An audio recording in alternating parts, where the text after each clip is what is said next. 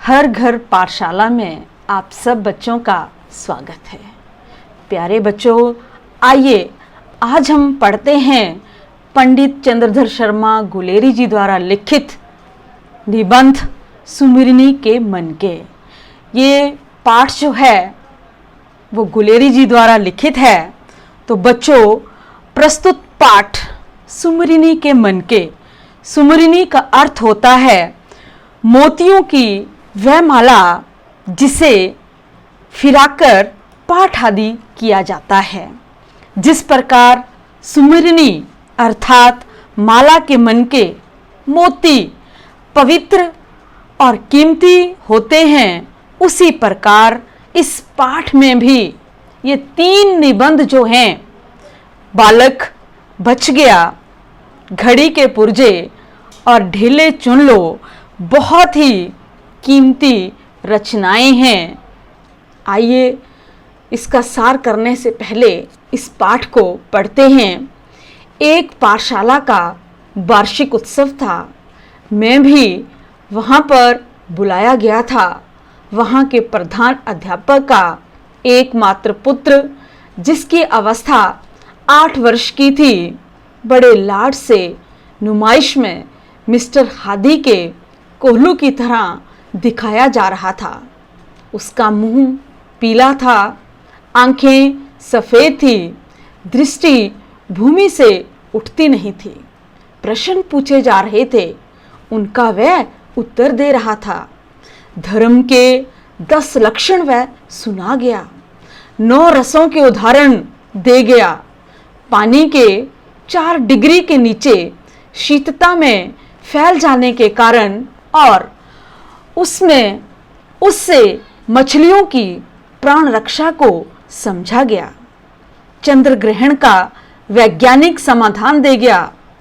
अभाव को पदार्थ मानने ना मानने का शास्त्रार्थ कह गया। और इंग्लैंड के राजा 8वें हेनरी की स्त्रियों के नाम और पेशवाओं का कुर्सीनामा सुना गया। यह पूछा गया कि तू क्या करेगा। बालक ने सीखा सिखाया उत्तर दिया कि मैं यावजन्म लोक सेवा करूंगा। सभा वाह वाह करती सुन रही थी। पिता का हृदय उल्लास से भर रहा था। एक वृद्ध महाशय ने उसके सिर पर हाथ फेरकर आशीर्वाद दिया और कहा कि जो तू इनाम मांगे वही दें। बालक कुछ सोचने लगा। पिता और अध्यापक इस चिंता में लगे कि देखें ये पढ़ाई का पुतला कौन सी पुस्तक मांगता है। बालक के मुख पर विलक्षण रंगों का परिवर्तन हो रहा था। हृदय में कृत्रिम और स्वाभाविक भावों की लड़ाई की झलक आंखों में दिख रही थी। कुछ खांसकर गला साफ कर नकली पर्दे के हट जाने पर स्वयं विस्मित होकर बालक ने धीरे से कहा, लड्डू। पिता और अध्यापक निराश हो गए। इतने समय तक मेरा श्वास घुट रहा था। अब मैंने सुख से सांस भरी। उन सब ने बालक की प्रवृत्तियों का गला घोंटने में कुछ उठा नहीं रखा था। पर बालक बच गया। उसके बचने की आशा है, क्योंकि वह लड्डू की पुकार जीवित वृक्ष के हरे पत्तों का मधुर मरमर था। मरे काठ की अलमारी की सिर दुखाने वाली खड़खड़ाहट नहीं। तो प्यारे बच्चों, आओ हम इस निबंध का बालक बच गया थोड़ा सा सार कर लेते हैं।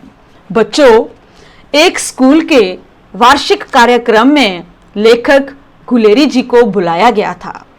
स्कूल के प्रधानाचार्य का 8 वर्ष का बेटा वहां सबके आकर्षण का केंद्र था। वह एक कमजोर सा पीले मुख वाला संकोची बालक था। वह अत्यंत मेधावी छात्र के रूप में पेश किया जा रहा था। उसने धर्म के 10 नियम गिना दिए, 9 रसों के नाम ले लिए, पानी जमने पर तालाब में मछलियों के जीवित रहने का रहस्य तक बता दिया।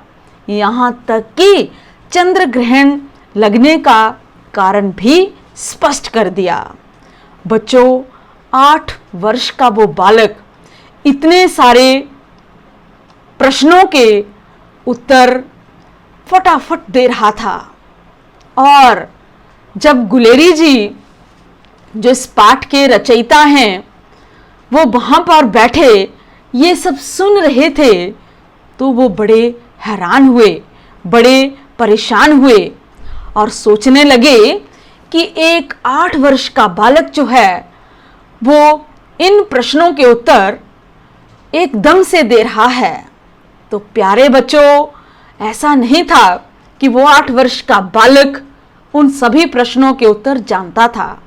उस बालक को वहाँ के मुख्याध्यापक ने, वहाँ के गुरुजनों ने उन प्रश्नों के उत्तर जो थे वो रटाए हुए थे।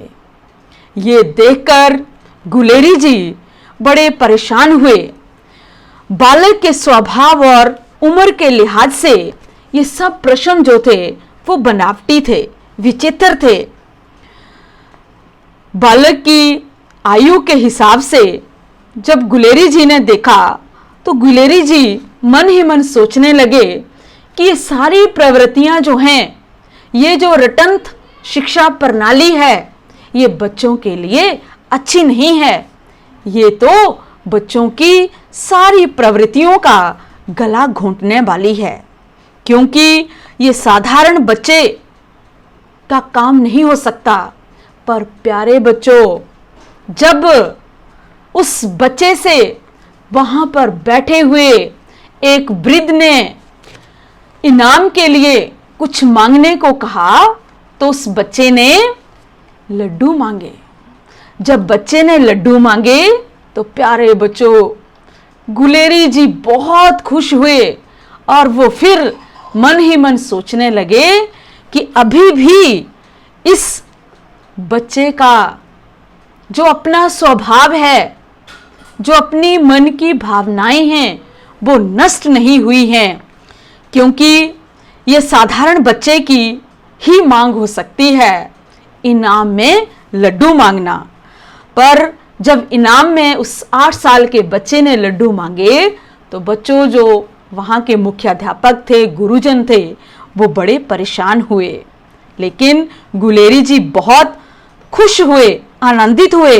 उन्हें लगा कि बालक में अभी भी बचपन जिंदा है, जिसे नष्ट करने का पूरा प्रयास उसके पिता और गुरुजी कर चुके थे।